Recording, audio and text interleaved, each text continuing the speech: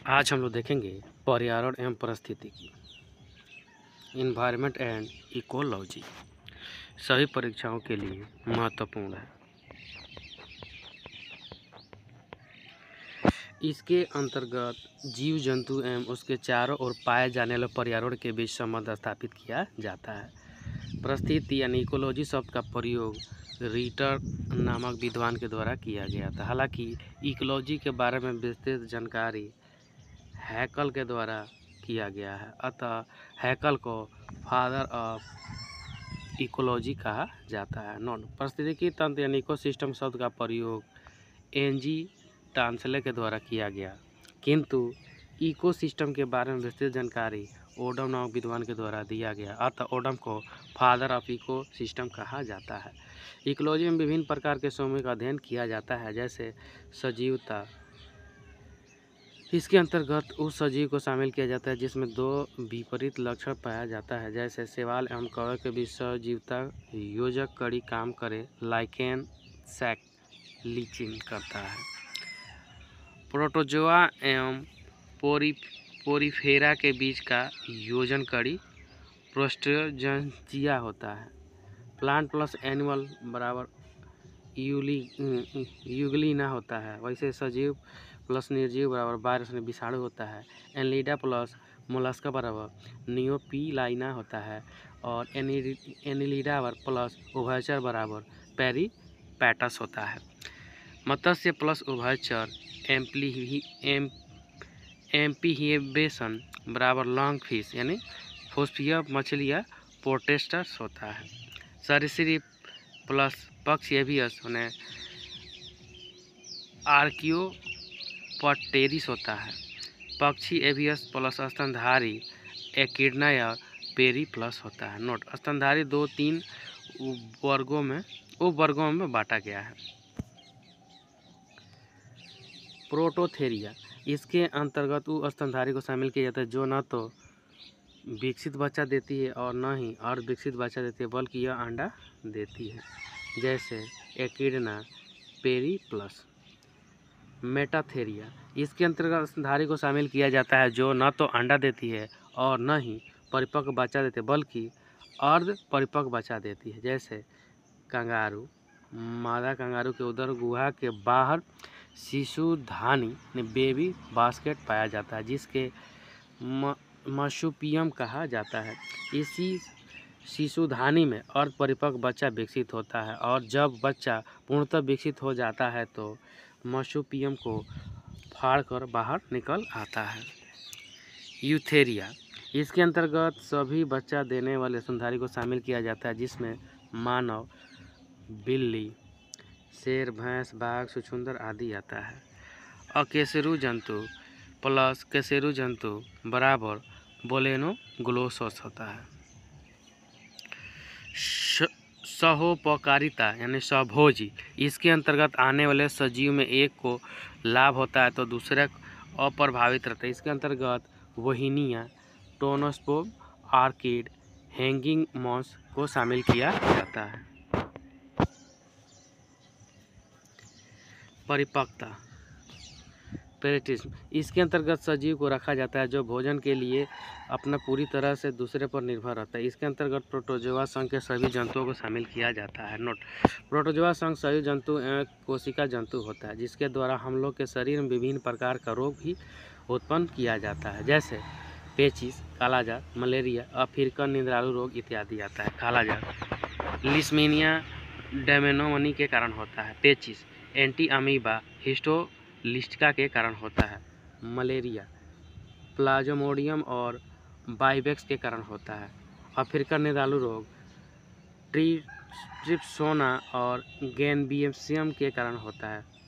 Pyorrhoea anti amoeba जिंजीवेला के कारण होता है।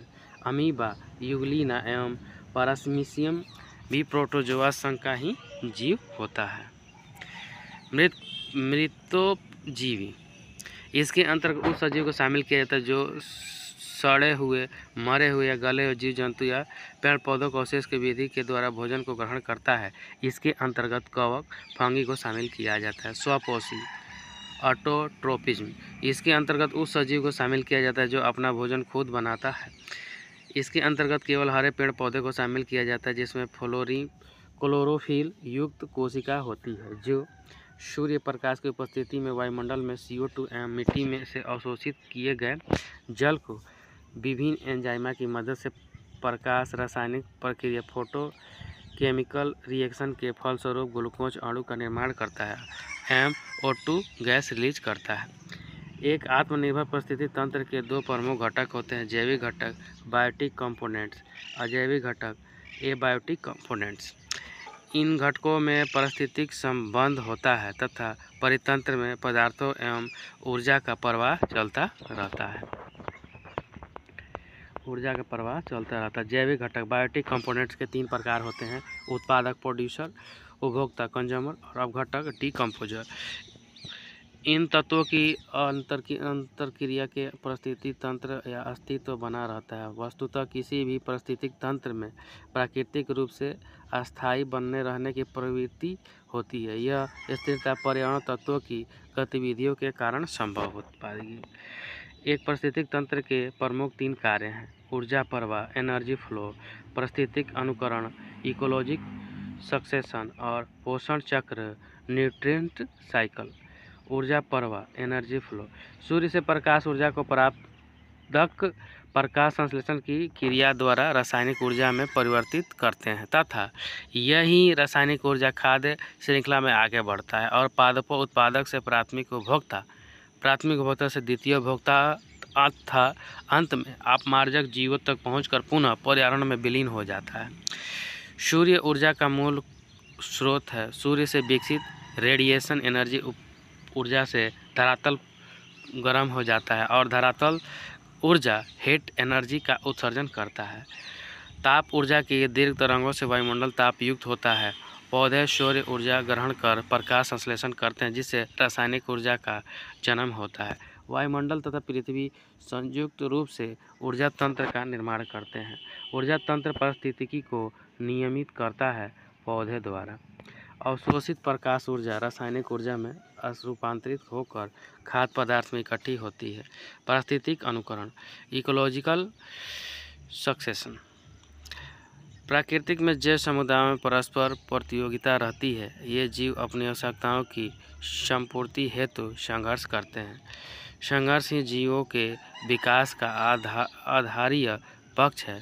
संघर्ष करते हुए जीव अपनी वंश वृद्धि करते हैं, परंतु यह वंश वृद्धि एक स्तर पर स्थिर हो जाती है। इसे ही जीव के विकास की चरम अवस्था क्लाइमैक्स कहते हैं।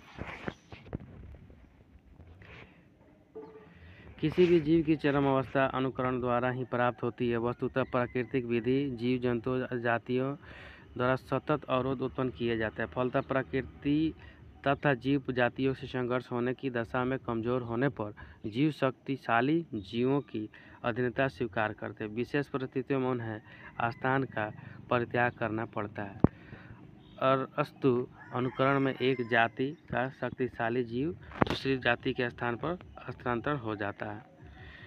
पोषक चक्र न्यूट्रिएंट साइकिल, जीवन के लिए भोजन आवश्यक है। भोजन से जीवधारियों को आवश्यक ऊर्जा प्राप्त होती है।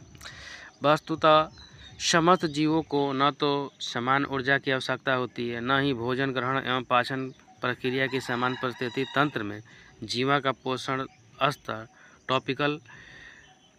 ट्रॉपिक लेवल अनेकों ढंगों के एवं स्तरों पर संपन्न होता है। प्राकृतिक नियमों के अनुरूप पोषण स्तर में विविध रूप से मिलते हैं। भोजन एक जीव से दूसरे जीव में श्रृंखलाबद्ध रूप में स्थानांतरित होता है। इस स्थानांतरण को आहार श्रृंखला में 4 पोषण स्तर होते हैं। पोषण स्तर 1 में स्वपोषित प्राथमिक उत्पादक हरे पौधे सम्मिलित होते हैं। पोषण स्तर 2 में जंतु पोषण स्तर 1 पर निर्भर करते हैं, जैसे साग खाने वाले जीव जंतु या बकरी, ऊंट, हिरण आदि आते हैं। पोषण 3 के तत्व स्तर के जीव अपने भोजन हेतु शाक पक्षियों पर निर्भर होते हैं। इन जीवों को मांस, क्षति तथा द्वितीय उपभोक्ता करते हैं। स्थानीय स्थलजलीय शेर, छिपकली, मकड़ी, मृदा बैक्टीरिया जलीय घड़ियाल, उभयचर मेढक और तृतीय पोषण के जीव हैं। फोर्थ पोषण स्तर के अंतर्गत उपयुक्त तीनों स्तरों से प्रत्यक्ष या अप्रत्यक्ष आहार प्राप्त करने वाले जीव सम्मिलित हैं।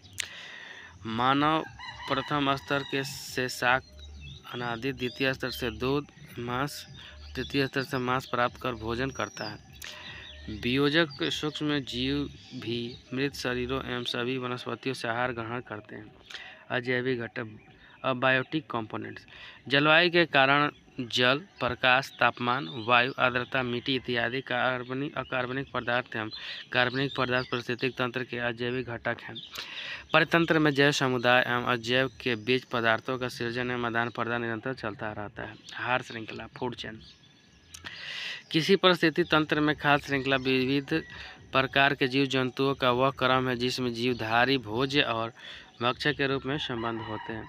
आहार श्रृंखला प्रथम पोषण स्तर से प्राप्त होकर चतुर्थ स्तर तक को आबद्ध करती है। इसमें ऊर्जा का रासायनिक पदार्थ उत्पादक, उपभोक्ता एवं अपघटनकर्ता निर्जीव पदार्थों में प्रवेश करते हैं और पुनः चक्रीकरण द्वारा जैविक घटकों में प्रवेश कर जाते हैं। प्रत्येक आहार श्रृंखला में वर्ग, उपभोक्ता एवं घटक वर्ग शामिल होता है, जिसमें उपभोक्ता वर्ग को गिनती करके हमें पता चलता है कि कितनी श्रृंखला आहार श्रृंखला, जैसे पेड़ पौधा, छोटी मछली, बड़ी मछली, मनुष्य और घटक। आहार श्रृंखला में ऊर्जा उत्पादन में संबंध में लेडमान नामक विद्वान के द्वारा प्रवाह 10% नियम दिया गया, जिसके अनुसार सूर्य से निकलने वाले कुल ऊर्जा का पेड़ पौधा 10% ही अवशोषित कर पाता है, शेष 90% ऊर्जा परिवर्तित कर देता है।